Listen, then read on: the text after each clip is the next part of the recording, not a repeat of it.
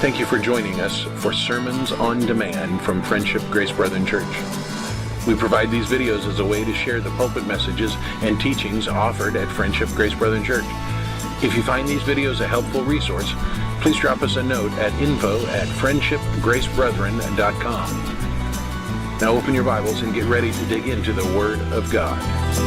Okay, let's get started then. We're nearing the end of Joshua, and I'm not going to get done with Judges in time. I'm getting real close. I only have 3 more chapters to go and then clean it all up. But I think what we're going to do when we get done with Joshua, because we're flying through it right now, is we're going to do the movie is Genesis history in a bunch of segments, because it's about an hour and a half, 2 hours long, and I'll chop it up into 35 or 40 minute segments for us to watch. I was going to do is Genesis history for movie night, but it's too heady for that, and you need to have an opportunity to discuss it and ask questions and stuff. So I think that's what we're going to do next, and then we'll go to Judges when I get done with that.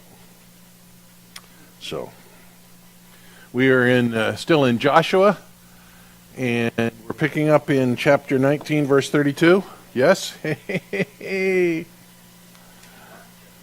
I did mark it right. The one and only good thing today. Joshua 19:32. The 6th lot came out for the people of Naphtali. For the people of Naphtali according to their clans. And the boundary ran from Heleph, from the oak of Zaanannim, and Adam Negeb, and Jabneel, as far as Lachem, and it ended at the Jordan. Then the boundary turns westward to Aznoth Tabor and goes from there to Hukkok, touching Zebulun at the south and Asher on the west and Judah on the east of the Jordan. The fortified cities are Zinim, Zair, Hamath, Rakath, Chenerath, Adamah, Ramah, Hazor, Kadesh, Edrei, and Hazor, Yairun, Migdal El, Horam, Beth Anath, and Beth Shemesh, 19 cities with their villages. This is the inheritance of the tribe of the people of Naphtali, according to their clans, the cities with their villages. So we have the boundaries given there. The cities mentioned are not known. Not all of them, at least, are known to us. But it appears like the territory is northwest of Lake Merom, according to Judges chapter 4, verse 11, and based upon the location of Zaanannim being by Kadesh. The territory boundary ran from southwest toward the northwest up to the headwaters of the Jordan near Mount Hermon, from Mount Tabor in the south to Mount Hermon in the north. We have in this paragraph a section that has caused a little confusion. Several cities on the east side of the Jordan River are listed in the passage as belonging to Judah, despite the fact that Judah's territory is well to the south of this region. These cities were possessed by Jair of the tribe of Judah. So remember, Judah's down here, and we're talking about up here, the tribe of Naphtali, but we have some cities in this region here that belong to Judah, only kind of out of because it was a Judite that actually owned the cities or possessed the cities. I guess God owned them, and we have confirmation of that same fact in 1 Chronicles 2, 4 through 22. So you have this little bit of the east edge of the Sea of Galilee, and up toward Mount Hermon, the headwaters of the Jordan. This is all really good farmland, really rich, good land where you can grow a lot of stuff.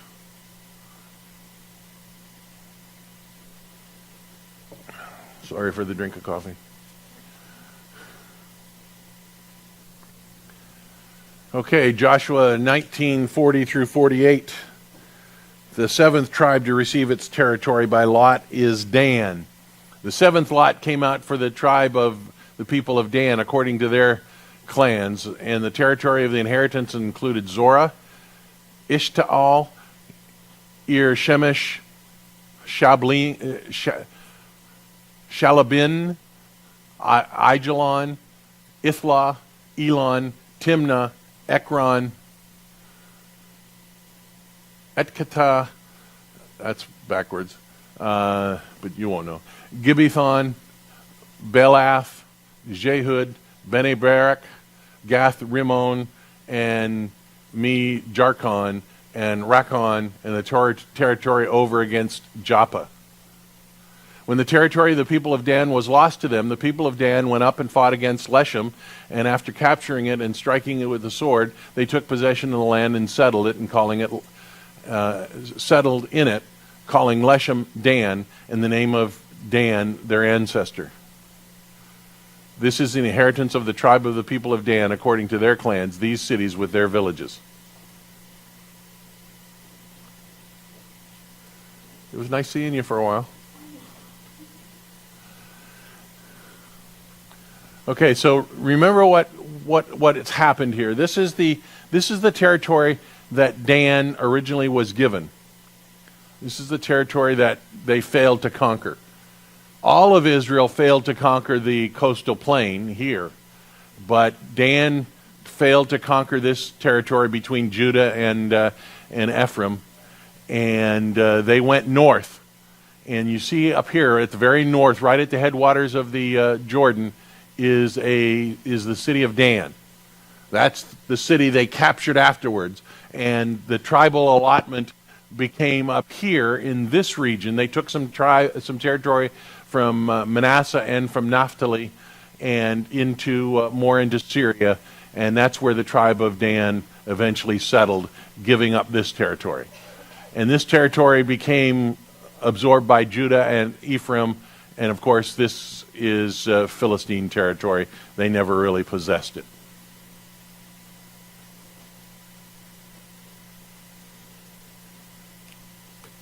Any question about Dan and their movement from south to north?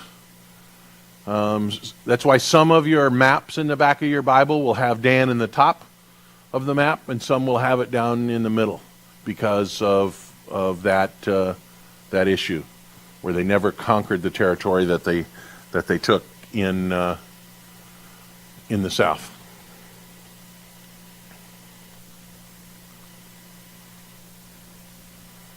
Okay, verse 49.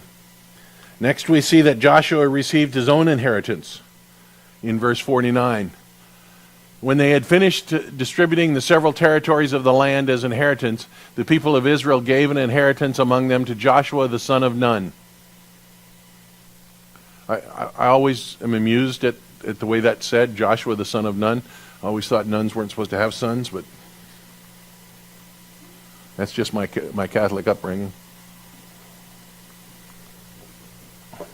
By command of the Lord, they gave him the city that he asked, Timnath Serah, in the hill country of Ephraim, and he rebuilt the city and settled in it.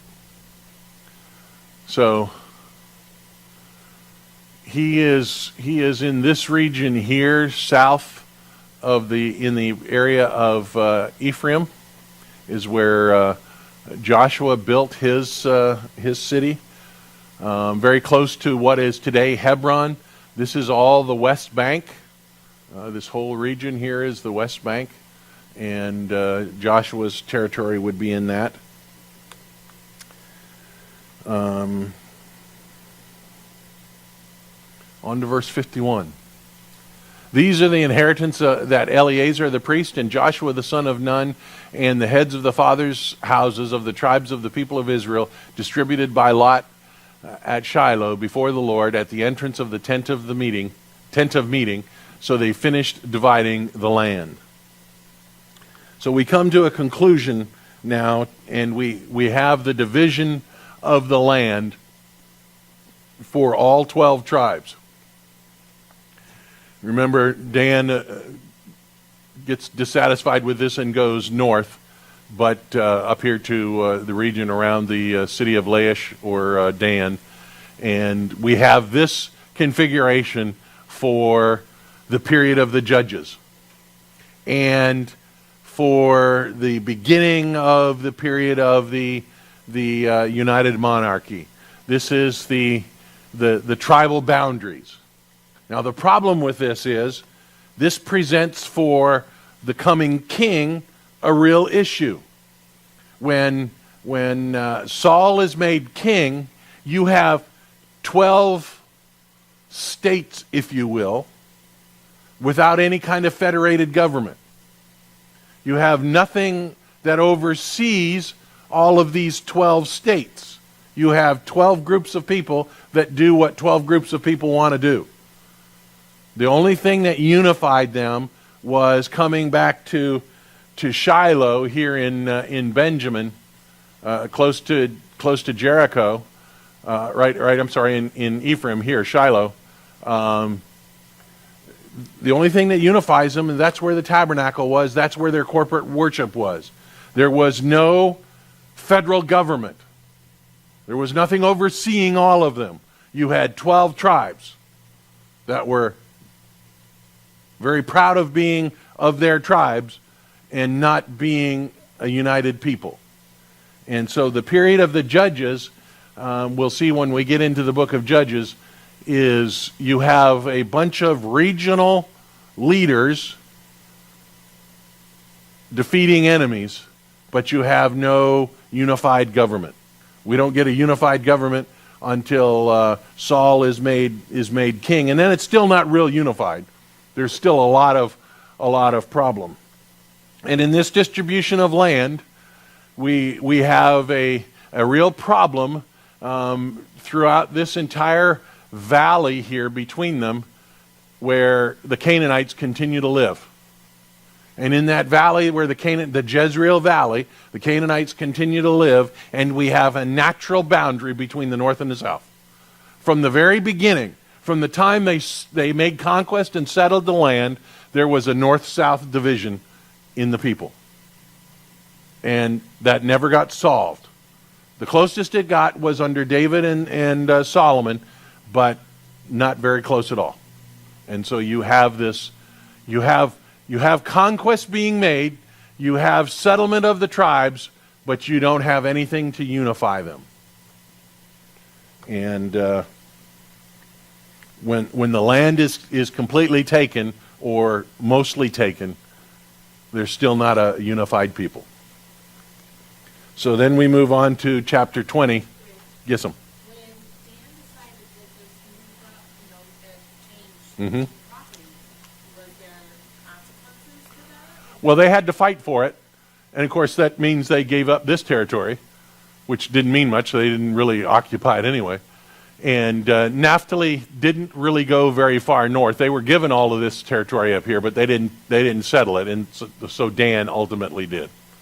Same with Manasseh. Most of Manasseh's people were down here, where they had good land and good water. Some good land here. This right here northeast of the Sea of Galilee, that's the Golan Heights that we read about so much. And all of this territory is really good territory here.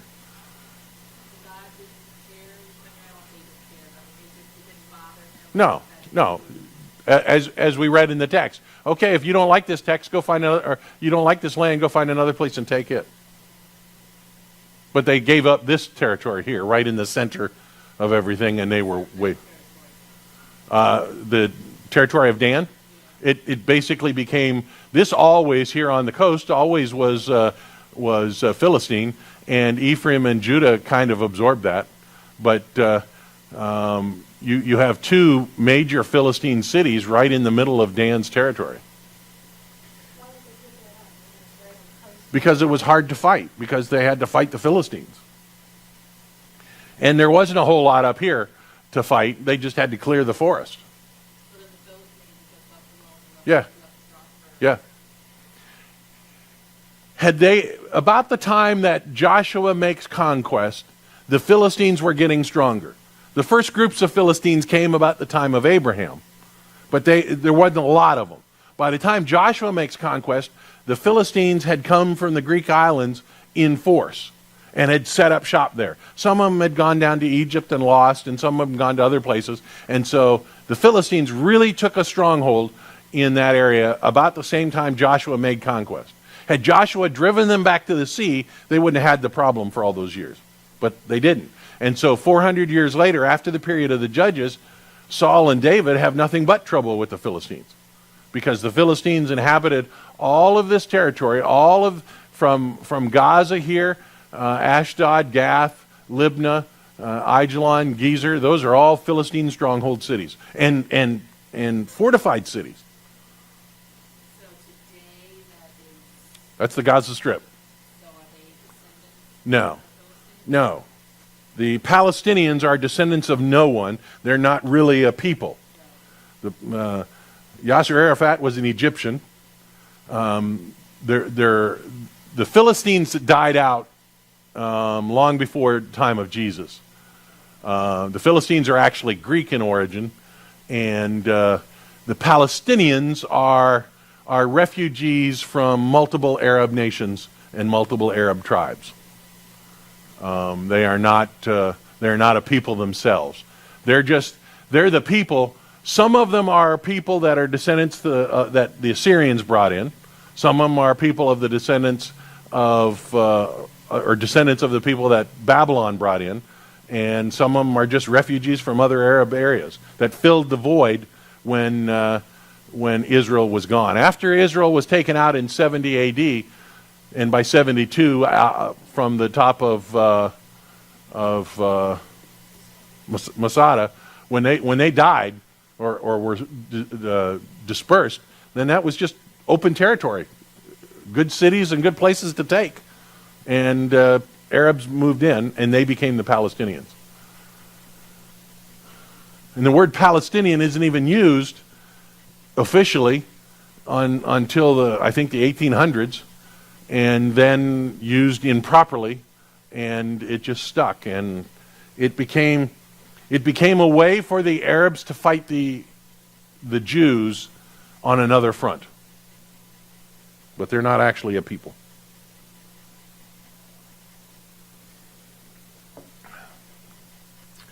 Okay, on to chapter 20. Then the Lord said to Joshua, "Say to the people of Israel, appoint the cities of refuge which I spoke to you through Moses, that the manslayer who strikes any person without intent or unknowingly may flee there. They shall be for you a refuge from the avenger of blood.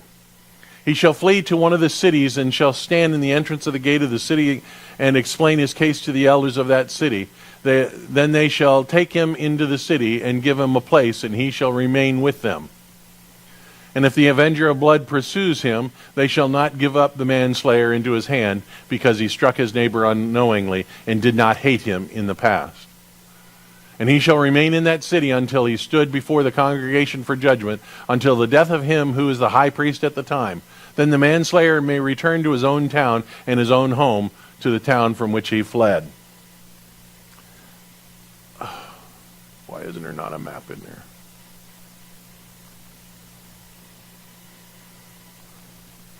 Why did my maps get all messed up? There we go. Okay. So we have cities of refuge. Common in the ancient Near East was the practice of vengeance. You know, they didn't have law enforcement, they didn't have jails and so forth. And so if you're working on the farm and you're swinging your axe and the axe head comes off and hits your neighbor in the head with the axe handle and he dies, and purely an accident, the family had the right to come in and kill you. Vengeance. Well, if you were innocent, if you didn't mean to kill him, if it was an accident, then you could flee to one of these cities of refuge. And you could go then to the city's court, the elders in the gate, and say, "Here's what happened. Here's my witnesses." And Moses gave good instructions. Only on the witness of two or three, on the word of two or three witnesses, could a decision be made. And if you convince the court, yeah, it was an accident, they would protect you. You would have to stay until the high priest at the time dies. So it may be a week, maybe 10 years, maybe 20 years, who knows. However long it took until the high priest died, you had to stay there at that city of refuge. When he died, then you were free to go home. But the family who lost a member couldn't perform vengeance then. If you left before the high priest died, you were then, it was legal for them to kill you. So you had to stay there. So these cities of refuge are spread around the nation of Israel. Three on the east side and three on the east side and three on the west side. They are the ones in red dots. This map has the Levitical cities and the cities of refuge in them. So here is a city of refuge: Heshbon, Hebron, Shechem, Ramoth Gilead, Golan, and Kadesh are the cities of refuge. Those are the cities you could flee to. Now, that's a long flight. And if you're say you're over here in West Manasseh, and something happens, you got a long way to go, either up to Kadesh or down to Shechem. And if they caught you before you got there, you were toast. Yeah. So you got to be faster. But that's what those cities were. They were primarily cities occupied is probably not the right word, ruled by the priests. The Levitical priesthood ruled those cities. There were other people that lived in them and worked in them, and included in the cities were the farmland and the grazing land around the cities. That all belonged to the Levites. And those were the cities that you went to protect yourself. What did they do when they got there? I mean, did they just kind of become taken in by somebody? Well, they would have to do whatever job they would give them. They'd have to start like They'd start over. Yeah, their family remained at their own place.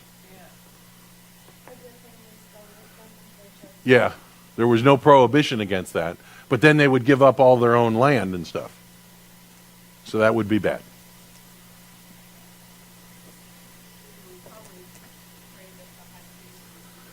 Yes. Yeah, if you got there and you discovered that the high priest was 22 years old, man, this is just not going to be my day. But they're distributed evenly around the nation.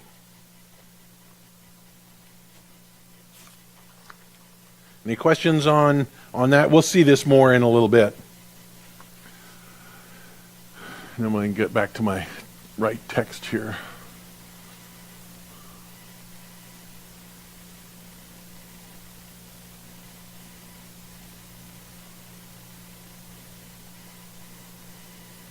See, I knew I had a map. I was hitting the wrong button.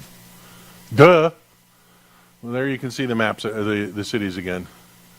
Here, this time they're in green: Judah, Bezer, Ramoth Gilead, Golan, Kadesh, Shechem, Hebron. This is I like this map because it gives you the valleys, the topographic imagery. So you can see where there's kind of really, this is really difficult territory here, then really desert here, mountainous here, mountainous. You've got the Arabah or the Jordan River Valley running here. You've got the Jezreel Valley running here, and then you've got all of these mountain ranges up here. And of course, Mount Hermon, is up here, which is the headwater of the Jordan. This is like 3,200 feet or something above sea level, and this is like 600 feet below sea level. Well, more than 600. I forget the number. Maybe 1,300. Yeah. So you have a tremendous fall, and this is the lowest place on the face of the earth. So water can't get out of here. So all of this plain that you see here, even today, they pump water out of the Dead Sea and let it dry in this dry, arid area, and then they take bulldozers and they scoop up the salt and the minerals. So Shechem is not easy to get to. It's in a little valley between the mountains.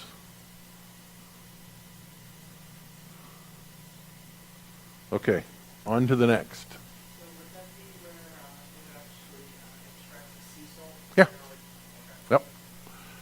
Yep. Some of the most expensive minerals and sea salt that you want comes from right here. And if you go on Google Earth and do a satellite view and zoom down, you can actually see as they bulldoze the salt and stuff like that. I mean, the salinity of the Dead Sea is rising, by the minute, because water goes in and all the minerals get washed into it, and it doesn't go out except evaporate. That leaves all the minerals there. So it just gets saltier and saltier and saltier. Yeah. But it's just clumps of salt that are above the surface of the water. And it's so buoyant, you can almost walk on it. Your feet go right out when you get it out of the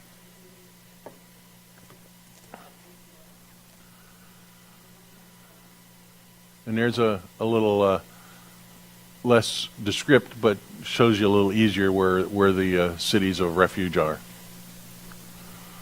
And there's another. See, I knew I had these. I'll be all right. Verse 7 through 9. So they set apart Kadesh in Galilee in the hill country of Naphtali, and Shechem in the hill country of Ephraim, and Kiriath Arba, that is Hebron, in the hill country of Judah. And beyond the Jordan, east of Jericho, they appointed Bezer in the wilderness on the tableland from the tribe of Reuben, and Ramoth in Gilead from the tribe of Gad, and Golan in Bashan from the tribe of Manasseh. These were the cities designated for the people of Israel and for the strangers sojourning among them, that anyone who killed a person without intent could flee there, so he might not die by the hand of the avenger of blood till he stood before the congregation. Now, we do have occurrences of guys that actually committed murder, fleeing to a city of refuge, and of course it had to go before the city council, the elders, and it was in effect a trial, and they would say, no, you're guilty, and then the avenger was given permission to come in and grab them and execute them. So there was a trial as such in this. And here we have those cities again in those nice little maps.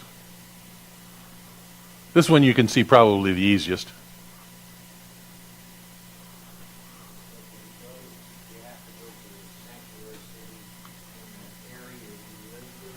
No, you just whichever one you wanted to. Yeah.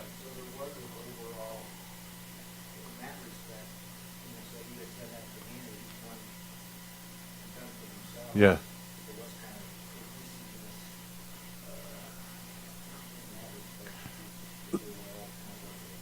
Well, there were some rules that were passed down by Moses that they all lived under, but the people of Reuben, they didn't like the people of Gad. The people of Gad didn't like the people of Manasseh. The people of Israel or Ephraim didn't like Benjamin. I mean, they didn't like each other. They never liked each other.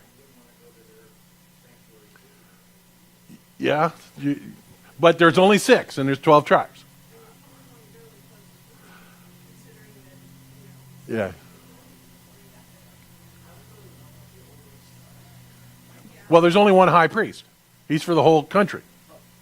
Yeah, so that wasn't going to change by which one you went to.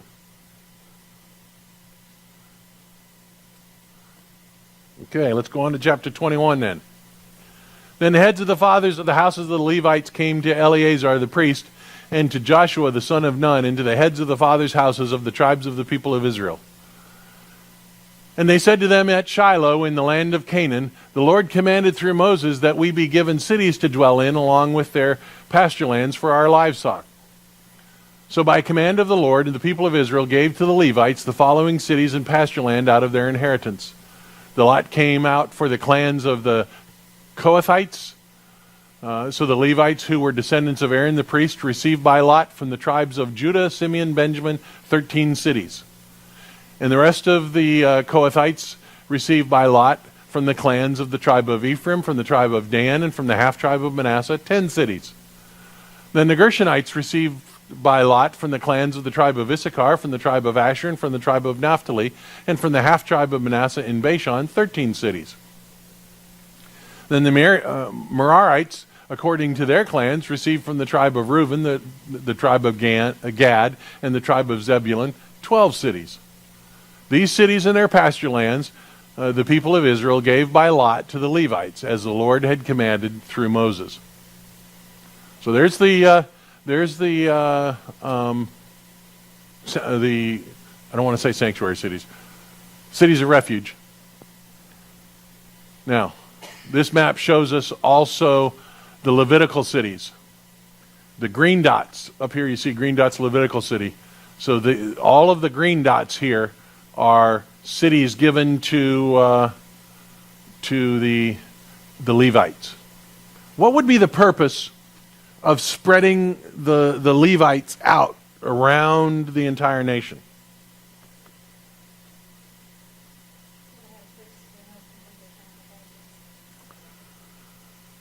But where could they sacrifice?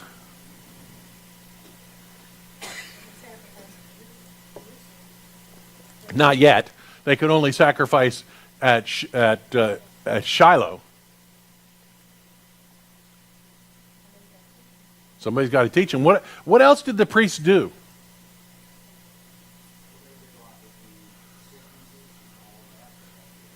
Yeah, I call it pus patrol. That's what the junior priests get to do. You get to see if they're clean yet. That kind of stuff. And so it makes sense to have them spread around the nation so that they could be there to give instruction and to do all of the clean and unclean testing that needed to be done.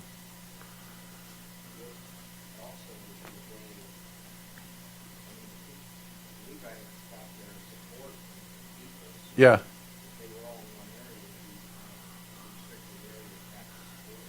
But how did they get their support? From their sacrifices. No. So it all came through the sacrificial system at Shiloh. But a lot of the priests, particularly as we move on in time, after David had organized them into what he called courses of priests, 24 of them, a lot of them spent most of the year doing other things, farming and that kind of stuff. Because they had the cities. Remember what it says? Right.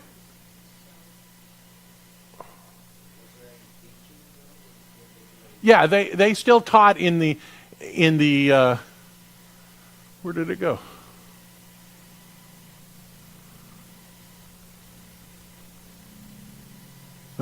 Following cities and their pasture lands out of their inheritance. So they raised animals, they farmed and so forth.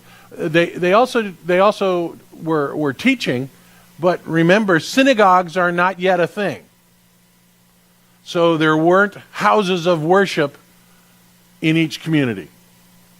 The synagogue is the product of the Babylonian captivity, and so we have places where they could get together and where they could teach, but it was not an organized thing like the synagogue.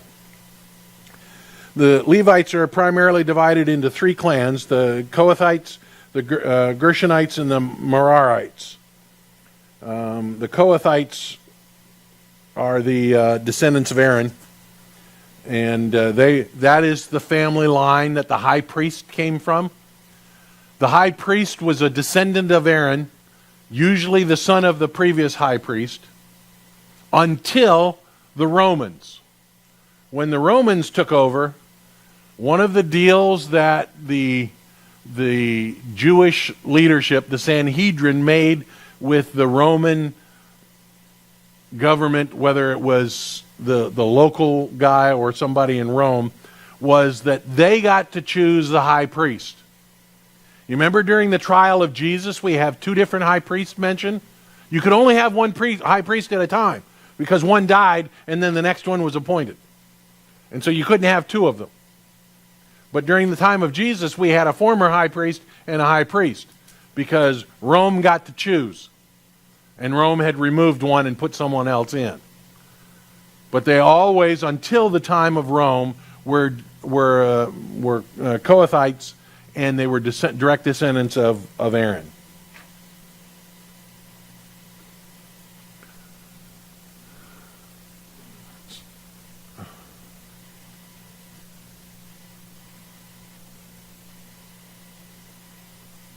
Okay, I did all that. I went the wrong way again.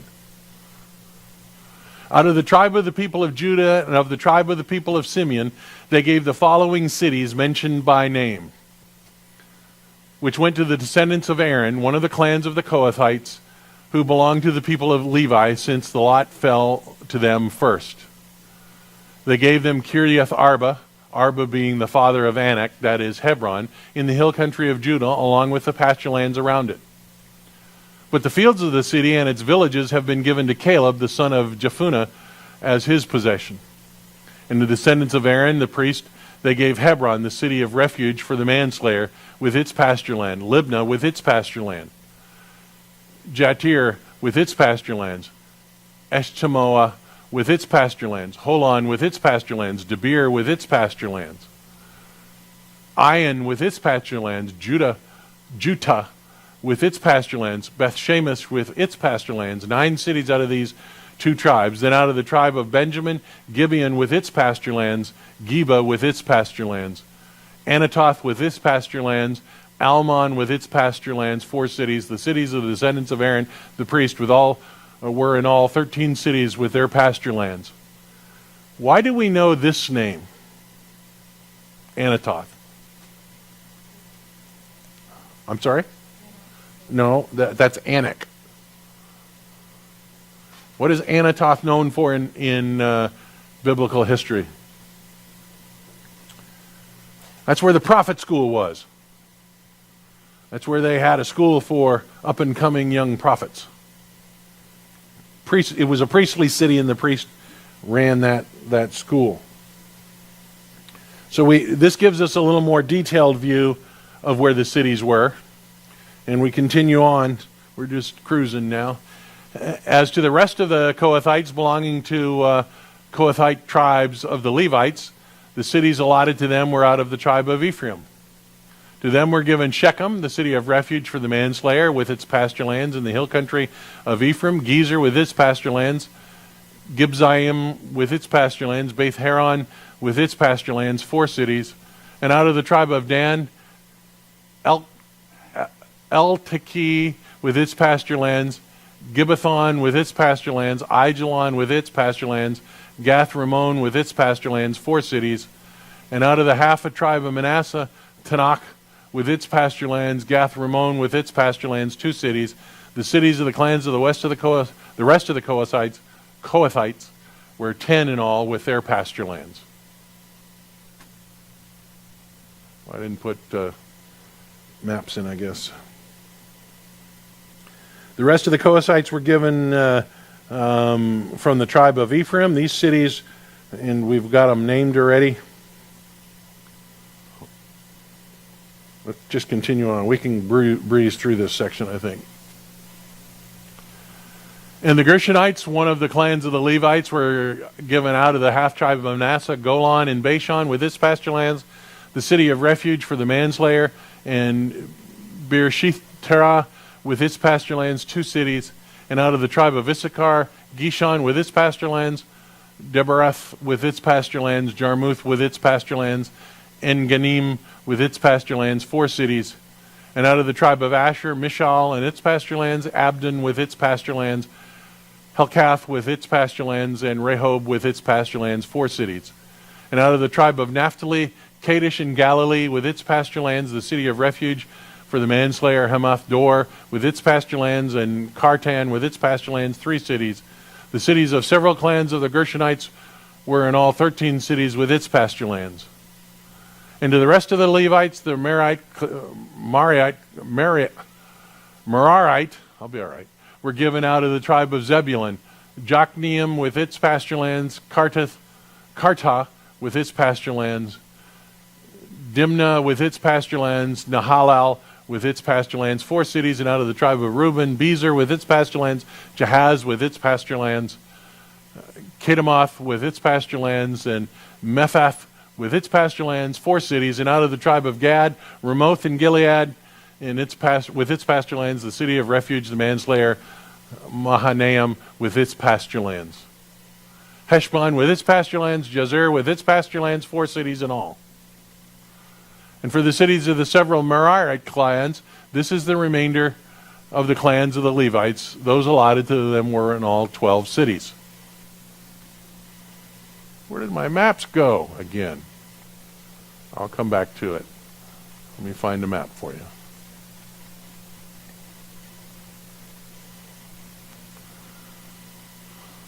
So there are the distribution of the Levitical cities. Any questions on all of that? I know we breezed through all of that, but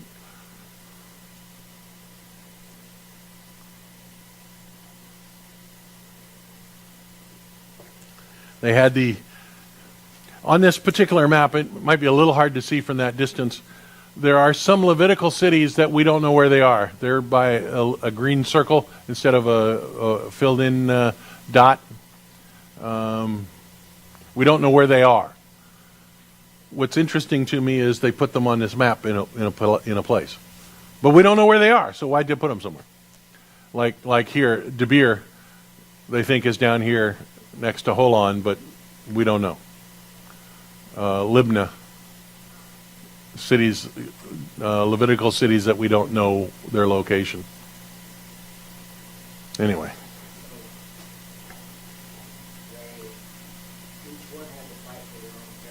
Yeah, each tribe. Now, Judah and Simeon banded together to fight, and some of the other tribes banded together. They all worked in confederation to conquer the main portion of the land, but then the individual tribes had to conquer their own allotted territory.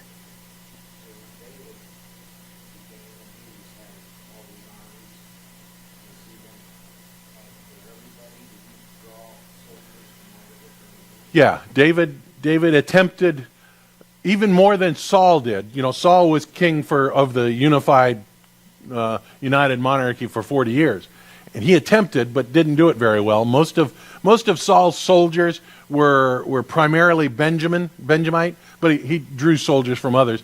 David tried to bring them together. Solomon did a much better job of bringing them all together. They had a kind of conscription, a draft, and they had to send so many soldiers.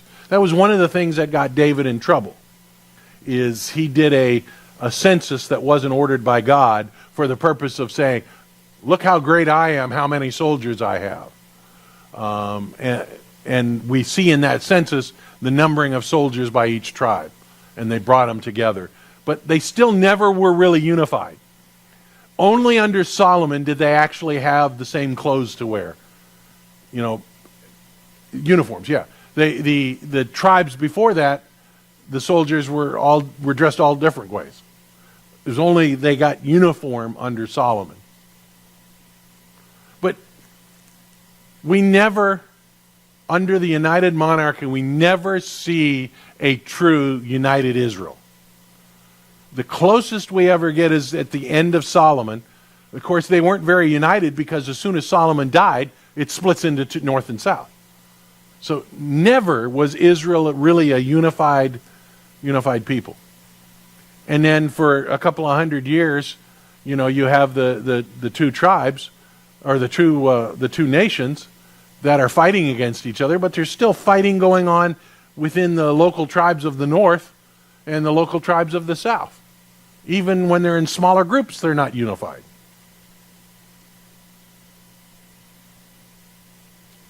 Okay, let's pray. Father, thank you for the picture of how you provided for your people. We sometimes don't understand the way you did it and the purpose of it, but we recognize that you are sovereign and you did it for a purpose. And you have recorded that for us in your word. And thank you for allowing us to study that and to see a glimpse of you at work in the conquest of the promised land. Thank you for loving us and for calling us to be your children. We trust that in the service to follow, we might honor you and glorify you. In Jesus' name. Thank you for watching or listening to this teaching on demand from Friendship Grace Brethren Church. Please consider sending us an email at info@friendshipgracebrethren.com to let us know how this teaching may have helped you. Please also consider joining us in person at Friendship Grace Brethren Church, located at 10251 Metro Parkway, Suite 116, Fort Myers, Florida, just south of the intersection of Metro and Colonial Boulevard. Sunday school begins at 9 and worship service at 10 a.m. We look forward to seeing you in person at Friendship Grace Brethren Church.